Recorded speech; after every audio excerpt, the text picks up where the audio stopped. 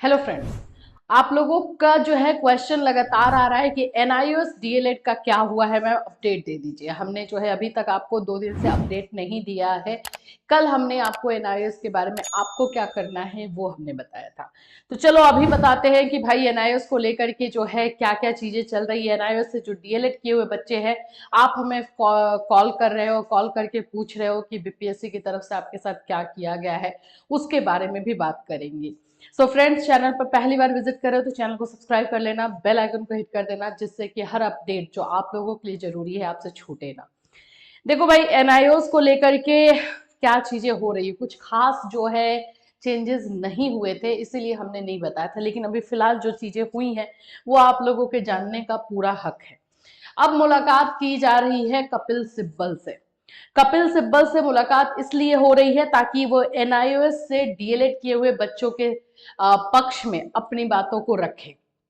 आपको मैं बता दूं कि कपिल सिब्बल के बारे में आप सब जानते होंगे कि ये कितने उम्दा जो है वो एडवोकेट है, ये किस तरह से बातों को रखते हैं। लेकिन बात यही है कि अब एनआईओएस से डीएलएड किए हुए बच्चों को जब भी अगर कोर्ट में उतरना है तो कोई ऐसे वकील के साथ, कोई ऐसे एडवोकेट के साथ उतरना होगा जहां से बातें चुके ना।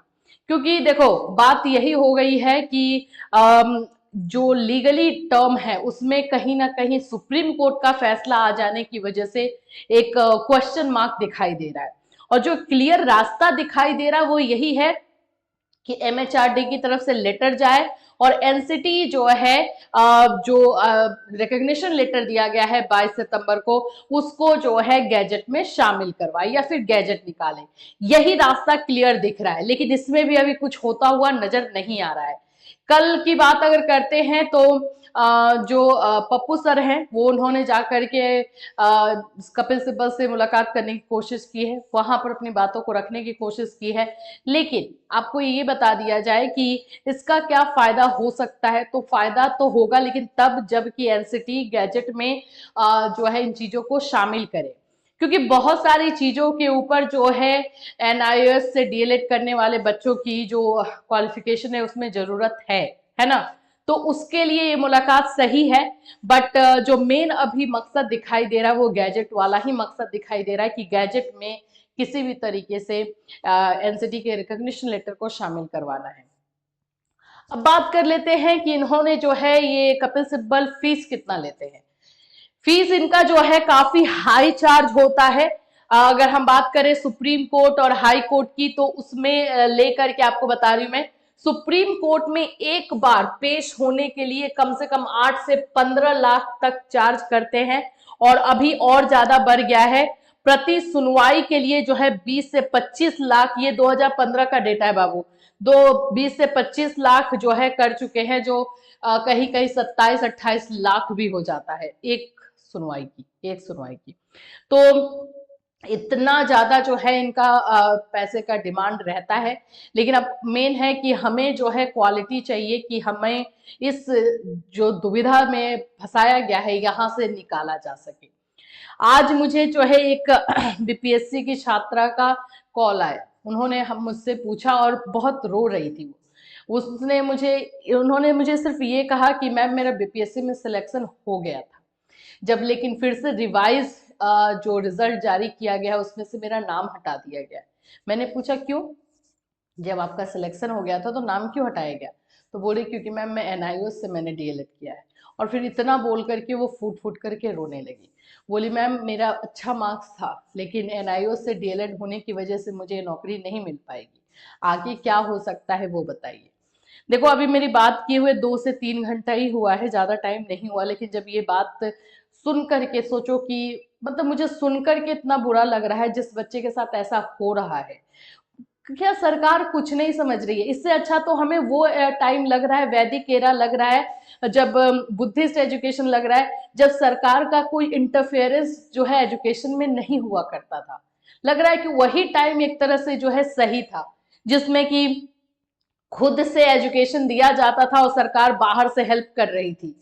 अब ये सरकार का इंटरफेरेंस तो और ज्यादा बच्चों के लिए दुखदाई हो चुका है। और सही तरीके से इंटरफेरेंस भी नहीं है। एक रूल बना दे रहे हो, उस रूल को कैंसिल करवा रहे हो, और उसके ये एवज में लाख लाख बच्चे जो है वो भटक रहे हैं। बीएड के बच्चे उसी तरह से भटक रहे थे और ये एनआईओएस के बच्चे उसी तरह से भटक रहे हैं। समझ में नहीं आ रहा है। आप मतलब हम लोग इतना चिल्ला चिल्ला करके जो अपने चैनल पर बातें बोल रहे हैं कि गलती बच्चों की नहीं है तो सजा बच्चों को क्यों दे रहे हैं, फिर हम कैसे कह सकते हैं कि हमारे देश में जो है इंसाफ होता है।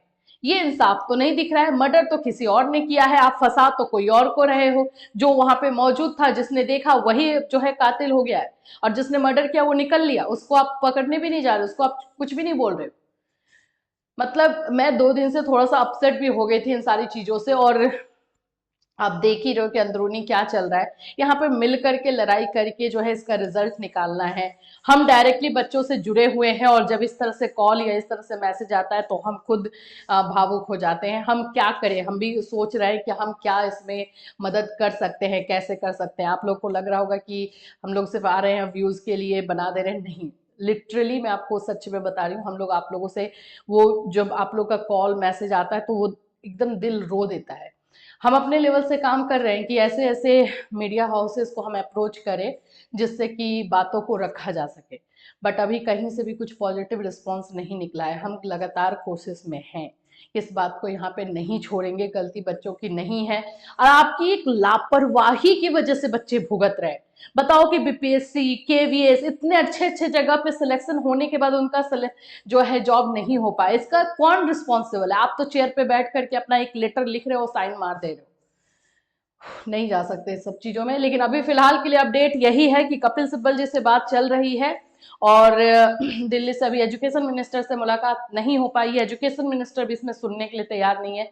पता नहीं किस रौब में सब लोग रह रहे हैं।